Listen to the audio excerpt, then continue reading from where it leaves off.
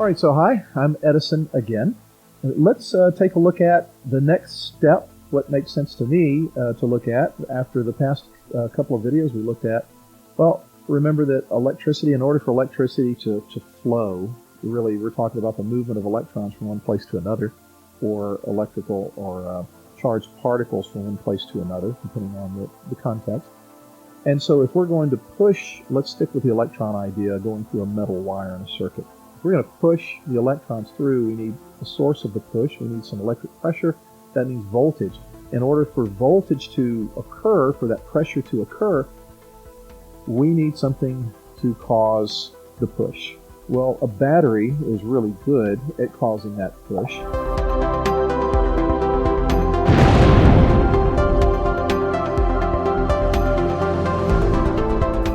So we can have batteries do that. AAA, AA, 9-volt batteries, car batteries. Batteries are really good at pushing, creating electrical pressure that we call voltage. The higher the voltage, the more electron push. So let's look at how to do this. Actually, how you can do this at home and without a whole lot of anything. So in the 1700s, I believe, a fella in Italy named Alessandro Volta, he invented this idea of, or he gets credit for inventing this idea of what's called a voltaic pile. And literally, it was a pile of copper. Now these pennies, some of them are almost all copper, but most of these are newer. And so they have copper on the outside, zinc on the inside. That's okay, as long as you have that copper on the outside. So we have copper. Copper is really good at becoming positive. In other words, at getting rid of electrons when it can. Zinc is pretty good at taking those electrons when you have the two of them together. And if you have something in between, an electrolyte in between, remember we're packed with electrolytes when you drink Gatorade, which is really salt and sugar water. So we can create an electrolyte solution in between. Have some packets of salt. I'm just going to put it into this water. The saltier the better, but since we have just a little bit of salt, and actually let's just stir it up with my finger, and we want a salty solution, and so I think this will be good enough for us. Now you can do this, and you can find all kinds of sources on the internet on how to make a voltaic pile out of pennies. And in this case, I'm using washers. These washers are about the same size as the penny. And these washers are zinc. The penny, the outside of the pennies anyway, are copper. Now, if you've heard about the copper top battery, really the whole copper top idea, it really comes from the idea that there's a difference between copper, and this is just copper color, but between copper and zinc. And so you have the one end that is good at pushing electric charge, and you have an end that's good at taking electric charge. So really, and in between, by the way, is some electrolyte, a pasty material inside that forms an electrolyte. Well, we can do our own. Now, there are a lot of recipes online for making a voltaic pile, and that's really all a modern battery is, for the most part, is a voltaic pile. At least these alkaline batteries. So you have a stack of individual structures similar to this inside. You have something, we're going to use this as an electrolyte. The recipes online call for you to use sometimes pieces of cardboard. Cardboard works fine. I like to use pieces of felt from just Hobby Lobby or any hobby supply store. So I take felt, it's just packed fibers, and I'm going to take these packed fibers, these little felt discs, I'm going to drop them in the salt water, push them down, and I'm going to kind of press just a little bit and let them absorb the salt water a little faster than they would have otherwise. Stir them around a little bit, and it doesn't hurt to let them sit in there for several minutes. We won't let them sit in there for too long, but we're going to make a battery, really a voltaic pile. So we're going to take our copper penny, our zinc washer, and we're going to put an electrolyte in between. And as long as we alternate these, then we have something that's going to be really good at pushing electrical charge or providing voltage. Now, I'm going to hold my breath. It all depends on how much salt is in here. But we're going to see, and I have a multimeter or a circuit tester, and we can test to see how much voltage or how much electrical push there is between or within our pile. So let's start with testing this battery. I can test this battery this way. I'll turn this on, and this should be a 1.5 volt battery if it's still fresh, and I don't know how fresh it is. So let's, so 1.59, so that is, if you can see that, so that tells us this actually is a little bit more, so this is a brand new battery, so it's a little bit better than a 1.5 volt battery or 1.5 volt battery. So let's do the same thing, but let's test it with our voltaic pile. Let's take our copper, start with this one. We'll take our zinc washer, and this becomes what we call a cell. This is a single voltaic pile cell, and we can actually test. Let's see if this even produces anything. It should produce a little bit of something. So I'm going to check this. Now, remember that whole closed circuit versus an open circuit idea? Notice that we have the copper, we have the electrolyte, we have the zinc. If water, salty water, connects this end with this end, then we're not going to get a very good amount of electric push. So we want to keep these separate. So if you do use cardboard, you don't want the cardboard to, you don't want this side to be able to connect to this side without being separated in between by the electrolyte. So you want to be careful of that. So that's why I like to use each of these things. They're all about the same size. One is not larger than another, so it lets everything be kept separate really well. Let's take a look. So I've got this side. So that actually is right now, as it is, I keep it really still, that's about 0.5 volts. That's about a half a volt, which is kind of impressive when you think about it. Now, the reason it goes up and down sometimes is if I move it around, there's some problems with the circuit. But so we're getting about a half a volt. And it'll vary. It depends on the metals you use. It depends on the amount of salt you have in the electrolyte. So let's make several of these. We'll take this, and I'll tend to get some of the excess water off. I'll make another. And the more you make, the more electrical pressure or voltage you can create. And you can make a large pile, you can make several, and connect them, and you will get differing amounts of voltages. Now, there is another topic called electrical current. Now, these won't provide the same amount of electric current that a good battery will, but the idea will still work for some small, simple circuits. Let's do a few more of these. We can do a couple more. Let's try to get as strong a battery or voltaic pile as we can. Remember, the order is really important. You have copper, you have the electrolyte, you have zinc. And any source of zinc is okay. There's some recipes or instructions online that would have you actually take the pennies and sand off one side of the penny, if it's a newer penny since 1982, and the inside of zinc. This is just a whole lot easier. So now we need to stack them. The order is very important, so you have the copper, electrolyte, zinc pattern. And the more the better. On the downside, the more you have, the more awkward it is to hold them together. So in this case, I do have some tape. A rubber band works really well, but I do have some tape here. And as long as that electrolyte, in other words, the salty discs, are wet.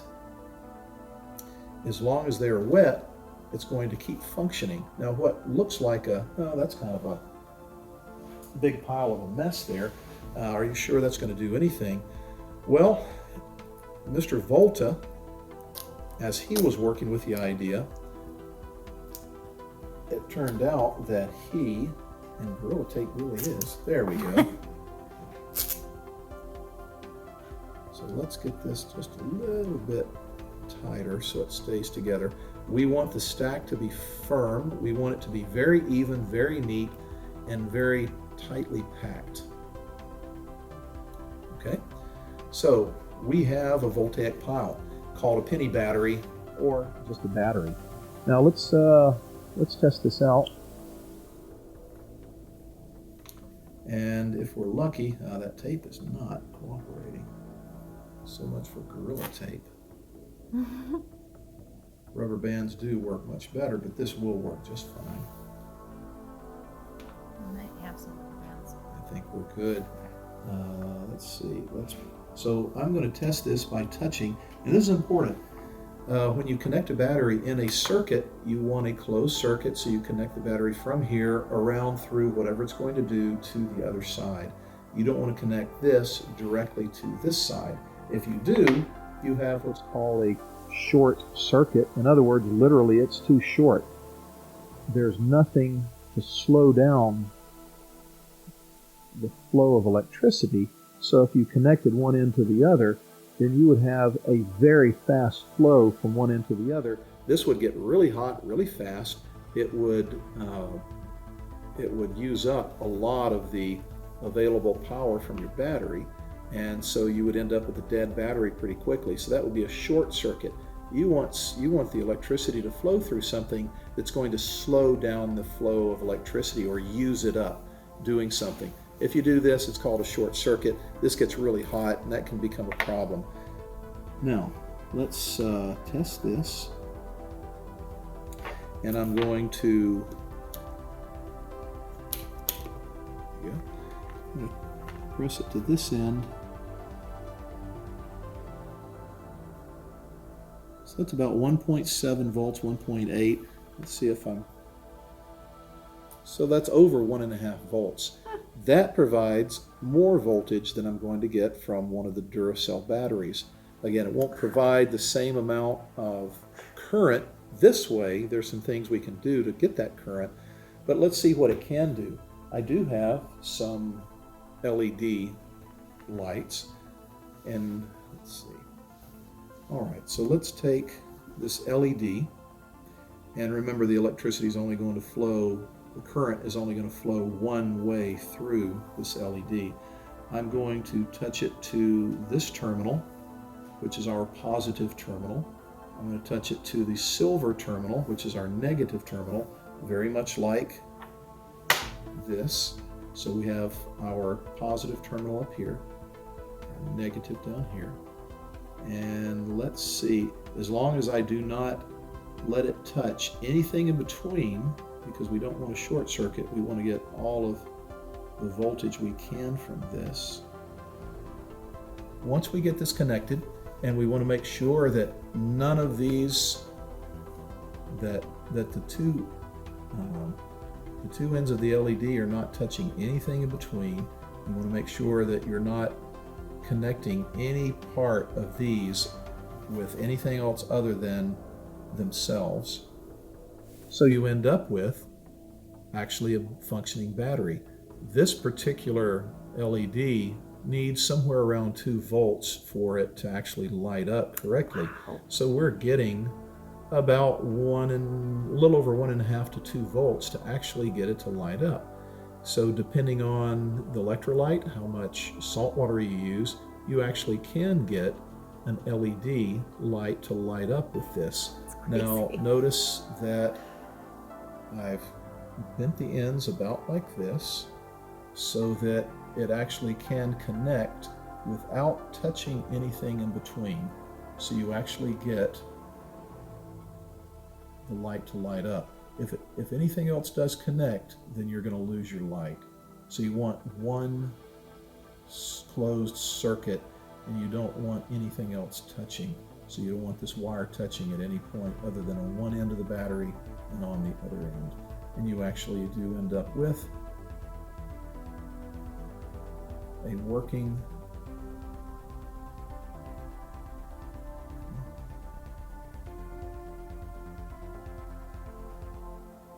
voltaic pile. So cool. So there are other applications for it, and we can also connect this. Now this clock actually does not require a lot of voltage, so we can power this as well.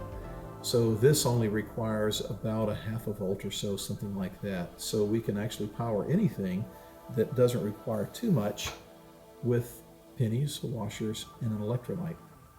So that is a voltaic pile. That is so cool. All right, so the next thing we want to take a quick look at, and by the way, that penny battery, if you're able to get it sealed up with some electrical tape and leave a little spot on both ends available to actually connect your circuit, experiment with how long you can actually get this to keep working. I've had my personal record is about 5 days with an LED connected to both ends, and it still lights up. The LED is not burned out, but what happens is as the electrolyte evaporates or the water evaporates, the electrolyte won't function the way it should. So as long as this can stay moist, you're going to have a functioning battery. So if you can cover it up with electrical tape or something that will keep it from evaporating as fast, it's going to last longer. Again, around 5 days is the longest that I've been able to have one of these work. And then in order to recharge it, sort of, you're not really recharging it, but you're able to get it ready to push charge again. As you take the electrolyte, dip it back into the salt water, reassemble it, and you have a functioning battery again. So as long as you keep doing that, you're going to keep having that battery. All right, so one other thing you can do at home is, and this is on the neat side, and it depends on how much time you have, how much wire you have. Let's take a look at another simple thing you can do, and that is to this actually connects the ideas of electricity and magnetism together. So about actually coming up on 200 years ago, a fellow named Michael Faraday, along with he gets credit for a part of this idea, but there are several people involved in kind of leading to this. But Faraday was an interesting guy. He was relatively uneducated. He was a son of a bookbinder. He became a bookbinder because that's what you were going to do, is whatever your dad did in that day. He found it kind of boring, but he was very interested in reading. He read voraciously. He loved the idea of sciences, and science was still kind of a new concept at the time as a discipline. But he read, actually became one of the most eminent scientists of his day, with no formal education, but with reading and reading and reading and reading and being very curious. So he, taking some ideas from some other people, actually came up with what led to what you're about to see. So if you take a wire, turns out if you coil that wire, and if you run an electric current through this coil, what's going to happen inside is you're going to have an actual magnetic field that is created. And if you can have something with iron, like a nail, inside that magnetic field, it creates a magnetic field inside the nail, or whatever it is that's iron, and that makes this nail become a magnet. We call it an electromagnet because it only occurs when we run electricity through that coil of wire. Now, let's try this out. For this size nail, I have about 3 feet of wire. The wire, it's best when the wire is really thin, like this, a fine gauge wire. So I'm going to take this, and I'm going to leave a little bit of a gap. Now remember,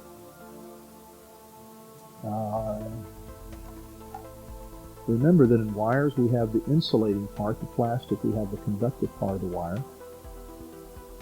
we need to make sure that you strip the conductive plastic off of the wire, so you leave one end open, or you leave one end open like this, and you do the same to the other end there, because we're going to take this and we're going to actually connect these two ends to our batteries, and we're going to have an electric circuit. Now remember, if we did this and we connected these together, we'd have what's called a short circuit. In other words, there's not going to be enough to resist in these wires to resist the flow of the electricity. The electricity is going to overheat the wire, and this will become very hot. It'll also get rid of or hurt your battery, so that your battery won't last as long. So you'll end up with a dead battery really quickly, within seconds to minutes, especially with wires thin as this. All right, so let's set this aside. But interestingly enough, it turns out that we don't just have to put a light or a fan or a buzzer or something in the circuit to slow down the current, so we don't have a short circuit. We can also wrap this around a nail, and because this coil, inside the coil is produced a magnetic field, this will help decrease that current so we don't have a short circuit.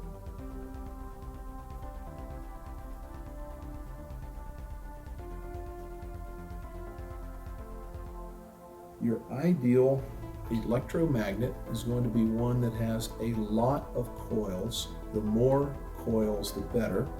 You want a lot of coils of wire, so it does help to have a very light gauge of wire versus a heavy gauge. This will work, this works better. So you want a lot of coils, and you want them packed neatly and evenly. The neater the better, the more coils the better. And so now we have this. And so we have what's called a solenoid. We have a coil of wire, really. In this case, it's a solenoid that's wrapped around, and that shape is a solenoid. It's wrapped around a nail. The nail itself will allow the magnetic field that is going to occur inside this wire. Once we create a circuit through it, it's going to allow this nail to become an electromagnet. And just like any other magnet, we could take magnets. And if I have magnets and we have certain metals, especially those with a certain amount of iron in them, and steel has enough iron in it for this to happen, and you know what to expect with a magnet.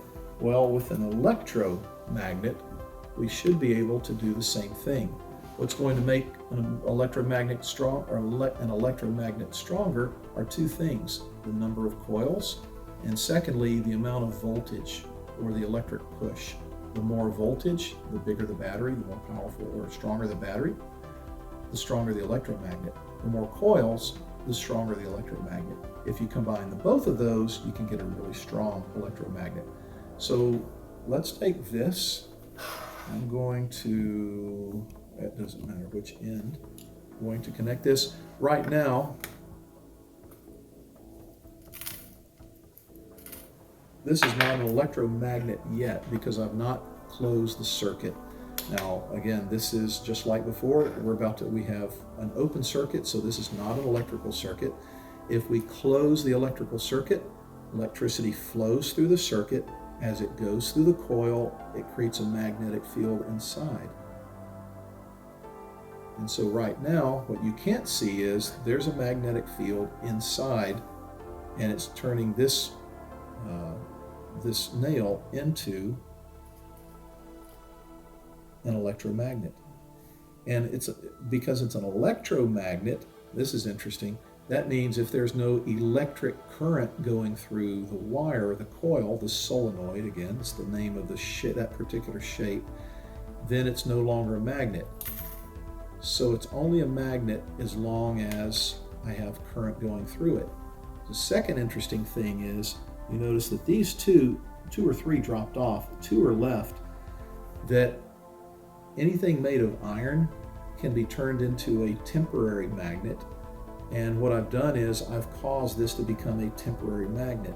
Now in the next couple of minutes, these will drop off because the ability of this to be a magnet will lose it because it's only temporary.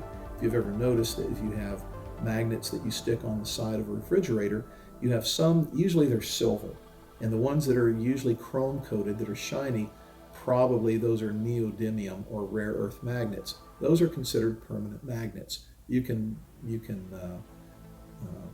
do all kinds of things to them and they'll not lose their magnetic strength. Well, you may have what are called ceramic magnets. Usually those are the cheaper ones that stick to the side of a refrigerator. They may be kind of black or gray, and those are ceramic. I don't know if you've ever noticed before, but those don't hold things quite as well as the silver ones do. If the silver ones are permanent, the others are temporary. Now they'll last many years, could last a lifetime, but they get weaker over time. And especially if you shove a bunch of them in a drawer in your kitchen and leave them there for a while, and they're all pointed, for instance, and they stick together this way, but sometimes they're forced together backwards, they're forced together in all different ways in a big clump in a drawer. What you're doing is you're taking away their ability to be a magnet. With this though, it is temporary, but we can, let's see if it does it again for us. So we've turned it into a temporary magnet. Now again, this is only going to last a few minutes. The strength will keep getting weaker and weaker, so you'll have one drop off or two drop off. Pretty soon another will drop off, then the last one drops off because it's temporary. But you have made an electromagnet. Very often, if you have gone into a building where there's security involved, schools more and more now will have this. If you go into perhaps a school after hours or maybe during the school day when the kids are not normally coming and going, maybe you would have to come to a door and say and wave, and they have to press a buzzer and you hear a buzzing sound, and then you hear a click or a thump and it lets you in. Those are electromagnets. And so what's happening is you have something much beefier than this that, and when you hear the buzzing sound, it's basically one of these, but it's allowing it to open the door instead of keeping the door shut. So electromagnets are used for a lot of different things. You may have seen a movie in which a giant magnet comes along and picks up a car and drops it at a junkyard before the car is recycled or crushed. So really those are electromagnets. We can have all kinds. These I've already made, and so I have several that I've made. These, for instance, it's an electromagnet. It just has thicker wire, and it has two coils, one and then another layer of coils. Then this one has, I think, 4 coils. They're really all, and I wrap them with a special electrical tape to hold it all together. So the more coils, the stronger. This one's stronger than this one. So depending on how much time you have, how much wire you have, and how many batteries you have, you could make one that becomes very, very strong. And you can also make one that looks like this. If you have a U-bolt or you need something that's metal that has a lot of iron in it, most steel does. I have plenty in it. And so you wrap many coils. This is maybe 10 or so layers of coils here, goes across here, maybe 10 or so layers here, and you can create an electromagnet that becomes even stronger. So the sky's the limit. The library actually has, and this library actually here in Roanoke actually has 2 or 3 books that give you instructions on how to do just this. So you may want to take a look at some of those, and your librarians can help you find those. All of these things you've been seeing me doing can be found not only on the internet, but in several books in the youth science section.